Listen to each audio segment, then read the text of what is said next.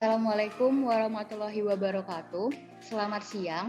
Kami dari kelompok 7 kelas A Psikologi Industri, Teknik Industri 2019 yang terdiri dari saya sendiri, Ruth Anete Situmorang NIM 122190001 dan rekan saya Camelia Feby Eve Susanti Beru Panjaitan NIM 122190016 dengan topik rekrutmen, seleksi, dan penempatan tenaga kerja pada PT PLN Persero di Jakarta. Next. Saya akan membacakan tentang sejarah dan gambaran umum PT PLN Persero di Jakarta, di mana yang pertama itu pada tahun 1894, listrik mulai dirintis di Indonesia sekitar abad ke-19, yaitu pada masa penjajahan Belanda. Kemudian pada tahun 1942, semua perusahaan milik Belanda yang berada di Indonesia diambil alih oleh Jepang, termasuk perusahaan listrik swasta. Kemudian pada tahun 1950, semua perusahaan Belanda di bawah penguasaan pemerintah Republik Indonesia. Dilanjutkan pada tahun 1967, PLN ditetapkan sebagai perusahaan umum yang berada di lingkungan Departemen Pertambangan dan Energi. Kemudian pada tahun 1985, PLN merupakan pemegang kekuasaan atas tenaga listrik. Dan yang terakhir, pada tahun 1990, PLN dialihkan bentuk menjadi PT PLN Persero. Next. Sekarang kita melihat tujuan dari PT PLN Persero di Jakarta. Tujuannya yakni untuk menyelenggarakan usaha penyediaan tenaga listrik bagi kepentingan umum dalam jumlah dan mutu yang memadai, serta memupuk keuntungan dan melaksanakan penugasan pemerintah di bidang ketenaga listrikan dalam rangka menunjang pembangunan dengan menerapkan prinsip-prinsip perseroan terbatas. Next, itu kita akan membacakan tentang visi dan misi dari perusahaan PT PLN Persero di Jakarta. Di sini bisa kita lihat visinya yaitu menjadi perusahaan listrik terkemuka se-Asia Tenggara dan pilihan pertama pelanggan untuk solusi energi. Kemudian yang kedua itu ada misinya, di mana yang pertama menjalankan bisnis kelistrikan dan bidang lain yang terkait berorientasi pada keputusan pelanggan, anggota perusahaan dari pemegang saham. Yang kedua, menjadikan tenaga listrik sebagai media untuk meningkatkan kualitas hidup masyarakat. Dan yang ketiga, mengupayakan agar tenaga listrik menjadi pendorong kegiatan ekonomi. Dan yang terakhir yaitu menjalankan kegiatan usaha yang berwawasan lingkungan. Next. kemudian deskripsi geografis dari PT PLN Persero di Jakarta. Kantor pusat adalah organisasi PLN tingkat pusat, di mana merupakan pusat dari penyelenggaraan bisnis PLN di seluruh Indonesia. Kantor pusat PLN terletak di Jalan Trunojoyo, Blok M sampai I, Melawai, Kebayoran Baru, Kota Jakarta Selatan. Next, itu akan membacakan tentang definisi rekrutmen dari menurut Shimamura 1997-212, pengertian rekrutmen adalah serangkaian kegiatan untuk mencari dan menarik pelamar kerja dengan motivasi, kemampuan, keahlian, serta pengetahuan yang dibutuhkan dengan tujuan untuk menutupi kekurangan yang teridentifikasi di dalam rencana pegawai. Next. Kemudian kita melihat definisi dari seleksi, yang mana menurut Mulyana Sution pada tahun 2004, seleksi adalah proses untuk mengetahui tidak hanya kemampuan fisik pelamar saja, melainkan juga kemampuan berpikir, memecahkan masalah, atau psikologi seorang calon pelamar. Next, itu ada definisi penempatan tenaga kerja, di mana menurut Mangku Prawira 2004, penempatan karyawan adalah penugasan seseorang pada suatu jabatan yang sesuai dengan keahlian dan keterampilan yang dimilikinya. Penempatan merupakan penugasan atau penugasan kembali dari seseorang karyawan pada sebuah pekerjaan baru. Next. Kemudian kita melihat bagaimana proses rekrutmen dari perusahaan sendiri. Yang pertama adalah mengidentifikasi jabatan yang lowong dan berapa jumlah tenaga kerja yang diperlukan. Yang harus dilakukan oleh perusahaan dalam tahap awal adalah melakukan rekrutmen, mengidentifikasi posisi yang akan diisi oleh pelamar. Pada penerapannya, PT PLN Persero di Jakarta telah mengidentifikasi posisi yang akan diisi, yaitu dengan cara menganalisa bagian yang kosong serta membutuhkan karyawan karena ada yang mutasi, promosi, mengundurkan diri, atau dipindah tugas ke anak perusahaan. Kemudian yang kedua adalah mencari informasi jabatan melalui analisis jabatan untuk menentukan kriteria pelamar. Dalam tahap ini cukup penting karena rekrutmen dengan menganalisis uraian jabatan dan spesifikasi jabatan yang ingin diisi, maka akan mendapatkan dasar dalam membuat kriteria dan persyaratan yang harus dimiliki oleh pelamar. Pada PT PLN Persero di Jakarta telah diterapkan tahapan tersebut. Setelah mengetahui jabatan yang membutuhkan karyawan, maka perusahaan menganalisis uraian jabatan sehingga terdapat beberapa kriteria tertentu untuk pelamar. Kriteria dan persyaratan untuk pelamar penting agar perusahaan mendapat karyawan sesuai dengan latar belakang yang dibutuhkan perusahaan. Kemudian ada yang ketiga, menentukan sumber kandidat yang tepat. Pada tahap ini terdapat dua alternatif untuk mencari kandidat karyawan, yaitu dari dalam perusahaan dan dari luar perusahaan. Pada penerapannya, PT PLN sendiri saat menerapkan dari dalam perusahaan, yaitu mencari rekrutmen dari internal perusahaan sendiri juga internal perusahaan. Kemudian yang keempat ada memilih metode-metode rekrutmen yang paling tepat untuk jabatan. Pemilihan metode yang benar akan berdampak positif dari segi jumlah pelamar dan karyawan yang berkualitas. Pada penerapannya, PT PLN Persero di Jakarta melakukan dengan metode terbuka. Metode terbuka yaitu dengan publikasi melalui media cetak, meliputi poster, koran, dan media elektronik khususnya online meliputi website, Twitter, WhatsApp, dan untuk menyasar fresh graduate atau jurusan khusus, maka perusahaan bekerja sama dengan universitas untuk menginformasikan rekrutmen melalui Career Development Center yang tersedia di beberapa universitas. Kemudian yang kelima, memanggil kandidat-kandidat yang memenuhi persyaratan jabatan. Setelah seluruh berkas pelamar terkumpul dan terpilih beberapa pelamar yang memenuhi persyaratan, maka akan mendapat konfirmasi berupa SMS atau email dari PT PLN Persero di Jakarta ke pelamar yang bersangkutan untuk mengikuti tahap seleksi lanjutan seperti tes online dan seleksi lainnya hingga tahap manajemen training. Selanjutnya itu saya akan membacakan tentang seleksi tenaga kerja di perusahaan, di mana seleksi itu terdiri dari 3 bagian, kualifikasi, cara atau metode, langkah-langkah seleksi. Yang pertama itu kita akan membacakan tentang kualifikasi. Kualifikasi merupakan menjadi dasar dalam seleksi, di mana itu memperhatikan keahlian, pengalaman, kesehatan fisik, pendidikan, umur, kerjasama, kejujuran, inisiatif dan kreatif, dan yang terakhir itu kedisiplinan. Kemudian yang kedua itu cara atau metode, di sini terdiri menjadi 2 bagian, ilmiah dan non-ilmiah.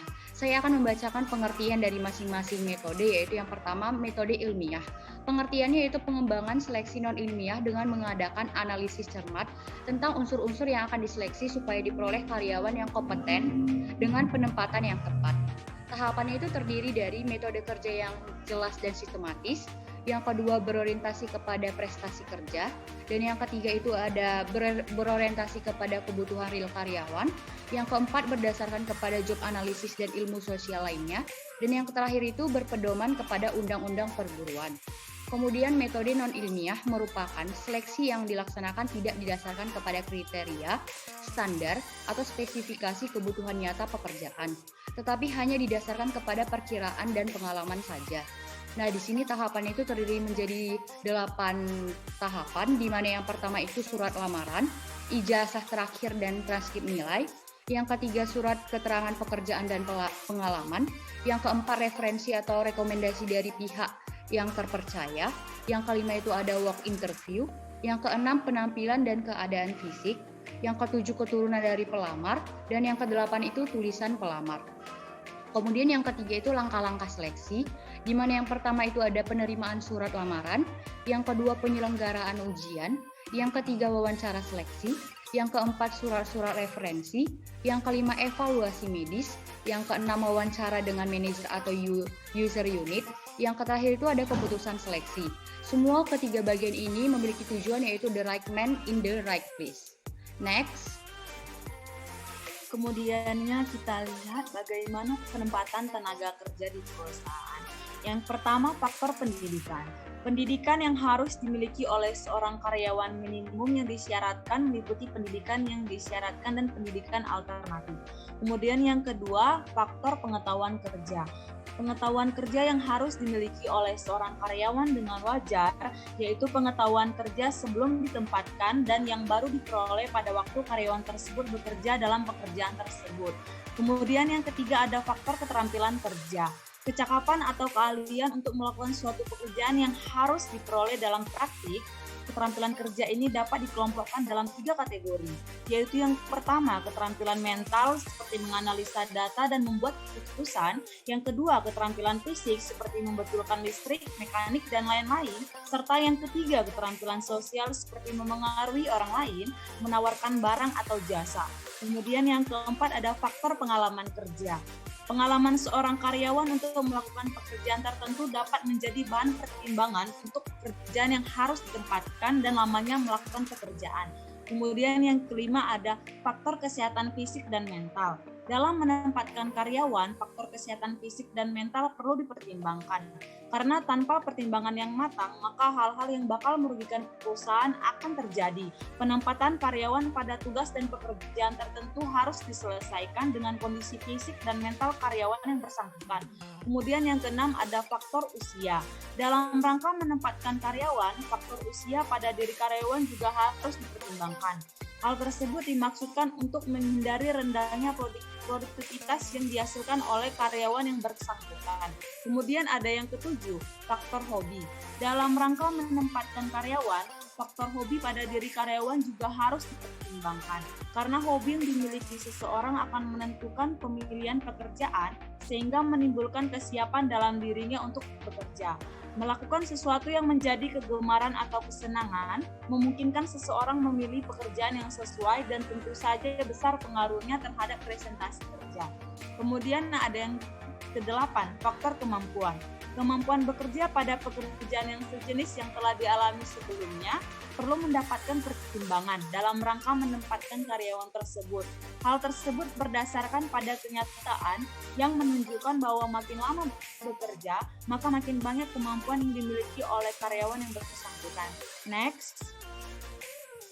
Itu ada struktur organisasi dan deskripsi tugas jabatan PT PLN Persero di Jakarta, di mana bisa kita lihat pada slide berikut, terdiri dari beberapa bagian. Next. Ya, selanjutnya manajemen sumber daya manusia di PT PLN Persero di Jakarta. Sumber daya manusia dalam hal ini tenaga kerja manusia merupakan faktor input yang sangat penting bagi perusahaan selain bahan baku dan peralatan lainnya dalam operasi suatu perusahaan. Tanpa tenaga kerja manusia, perusahaan tidak akan dapat beroperasi untuk mencapai tujuan perusahaannya. Aktivitas manajemen sumber daya manusia pada perusahaan PT PLN Persero di Jakarta meliputi perencanaan atau persiapan. Kemudian ada rekrutmen, seleksi, pelatihan dan pengembangan, evaluasi kinerja, pemberian kompensasi, hingga pemberhentian tenaga kerja. Yang sangat penting bagi perusahaan selain bahan baku dan peralatan lainnya dalam operasi suatu perusahaan. Tanpa tenaga kerja manusia, perusahaan tidak akan dapat beroperasi untuk mencapai tujuan perusahaannya. Aktivitas manajemen sumber daya manusia pada perusahaan PT PLN Persero di Jakarta meliputi perencanaan atau persiapan. Kemudian ada rekrutmen, seleksi, pelatihan dan pengembangan, evaluasi kinerja, pemberian kompensasi, hingga pemberhentian tenaga kerja. Next.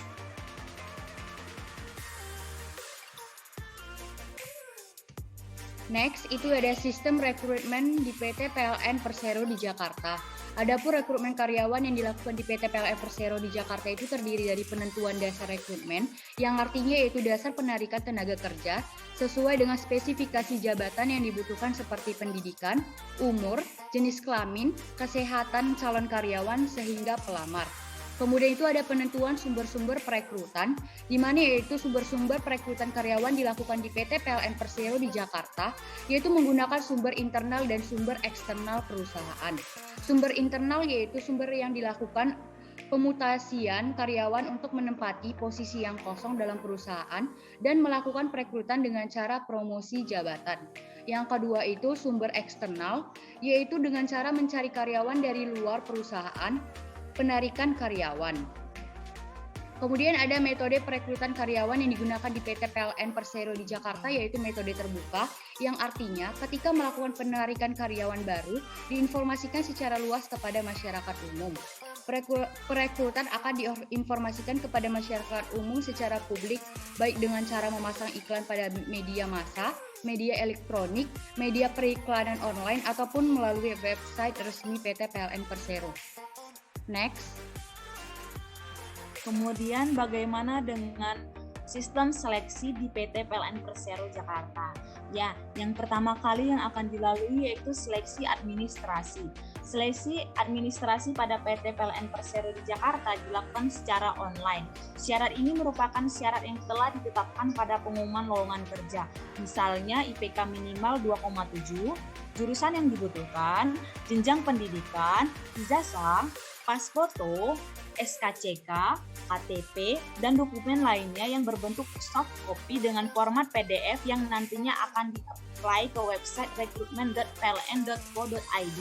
Kemudian yang kedua ada tes akademis. Setelah lulus seleksi administrasi, para pelamar melakukan tes akademis, yaitu tes secara tertulis. Di dalam tes ini berisikan tes-tes potensi akademis, antara lain tes kemampuan dasar, tes verbal, tes non-verbal, tes analogi, tes silogisme, dan lain-lain. Kemudian yang ketiga ada tes psikologi.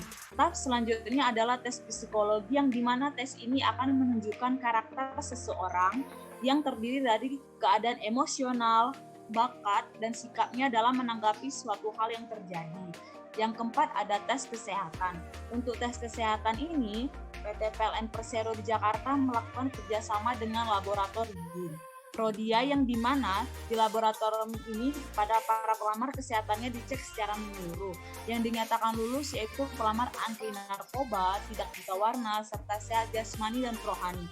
Kemudian yang kelima ada wawancara. Dalam tes wawancara ini tujuannya adalah untuk mengukur sejauh mana kemampuan dari calon karyawan. Para pelamar yang dinyatakan lulus adalah karyawan yang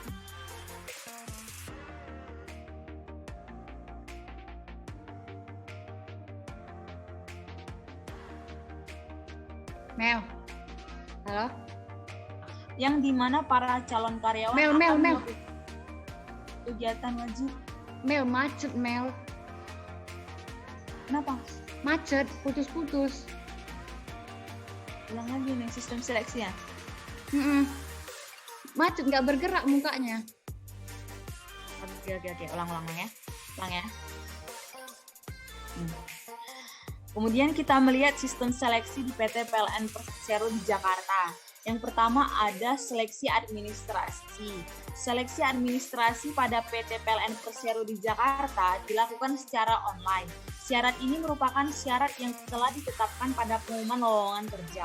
Misalnya IPK minimal 2,7, jurusan yang dibutuhkan, jenjang pendidikan, ijazah, pas foto, SKCK, KTP, dan dokumen lainnya yang berbentuk soft copy dengan format PDF yang akan di-apply ke website recruitment.pln.co.id. Kemudian yang kedua ada tes akademis. Setelah lulus tes administrasi, para pelamar melakukan tes akademis yaitu tes secara tertulis. Di dalam tes ini berisikan tes potensi akademik antara lain tes besar, tes verbal, tes non-verbal, tes analogi, dan tes silogisme serta tes lain-lainnya. Kemudian ada tes psikologi. Tahap selanjutnya adalah tes psikologi, yang dimana tes ini akan menunjukkan karakter seseorang yang terdiri dari keadaan emosional, bakat, dan sikapnya dalam menanggapi suatu hal yang terjadi. Kemudian yang keempat ada tes kesehatan. Untuk tes kesehatan ini, PT PLN Persero di Jakarta melakukan kerjasama dengan laboratorium Prodia, yang dimana di laboratorium ini para pelamar kesehatannya dicek secara menyeluruh. Yang dinyatakan lulus yaitu pelamar anti narkoba, tidak buta warna, serta sehat jasmani dan rohani. Kemudian yang kelima ada wawancara. Dalam tes wawancara ini tujuannya adalah untuk jauh mana kemampuan dari calon karyawan Para pelamar yang dinyatakan lulus adalah karyawan yang tidak hanya memiliki kemampuan secara akademis, tetapi juga mampu berkomunikasi dengan baik. Kemudian adalah tes fisik. Tes fisik ini disebut juga dengan tes samapta, yang dimana para calon karyawan akan melakukan kegiatan wajib militer selama 10 hari. Pada tahap ini peserta masih akan terus dibina dan dibimbing dalam melakukan. Next. Next, itu ada sistem penempatan tenaga kerja di PT PLN Persero di Jakarta. Pelamar yang lulus seleksi akan melakukan kegiatan pembidangan yang dimana para pelamar akan ditempatkan pada bidangnya masing-masing. Pembagian bidang penempatan berdasarkan pendidikan terakhir tenaga kerja pada PT PLN Persero di Jakarta yaitu dapat kita lihat pada tabel berikut, di mana pendidikan SMA, IPA atau SMK jurusan komputer, listrik, mesin, elektro, bidang penempatannya itu di pemeliharaan transmisi atau juga bisa di pemeliharaan distribusi. Lokasinya itu di Jakarta.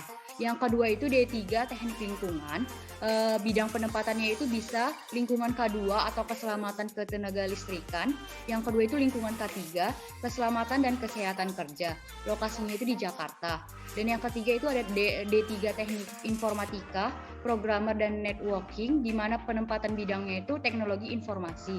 Lokasinya di Jakarta. Yang keempat itu ada pendidikan D3 Manajemen atau Administrasi, Bisnis Pemasaran, Perusahaan, Niaga, dan Perkantoran, di mana bidang penempatannya itu yang pertama bisa di pemasaran dan pelayanan pelanggan, yang kedua itu bisa di administrasi sumber daya manusia. Lokasinya itu di Jakarta. Dan yang terakhir itu pendidikan D3 Teknik Elektro, di mana bidang penempatannya itu bisa pemeliharaan transmisi dan gardu induk. Lokasinya itu di Jakarta. Next. Kemudian mari kita lihat bagaimana kesimpulan dari topik kita hari ini. Yang pertama dari rekrutmen. Metode rekrutmen karyawan yang digunakan oleh PT PLN Persero di Jakarta yaitu dengan metode terbuka. Kemudian pada bagian seleksi. Proses seleksi karyawan baru pada PT PLN Persero di Jakarta yaitu meliputi seleksi administrasi, tes akademis, tes psikologi, tes kesehatan, wawancara, dan tes fisik. Kemudian bagaimana dengan penempatan tenaga kerja pada PT PLN Persero di Jakarta? Penempatan tenaga kerja pada PT PLN Persero di Jakarta adalah dengan ditempatkan sesuai dengan latar belakang pendidikan mereka masing-masing. Next. Untuk sarannya, yang pertama, perusahaan dalam menerapkan metode rekrutmen hendaknya mempertahankan atau mengembangkan metode rekrutmen. Yang kedua, perusahaan lebih memperhatikan setiap keluhan yang disampaikan karyawan berkaitan dengan penempatan maupun deskripsi pekerjaan supaya setiap karyawan bisa merasakan kepuasan ketika bekerja dan akhirnya akan berdampak positif pada kinerja perusahaan.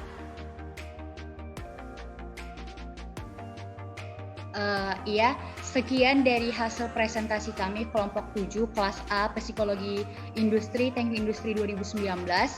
Kami Runanita Tumorang dan Camelia VBM Susanti mengucapkan terima kasih. Wassalamualaikum warahmatullahi wabarakatuh.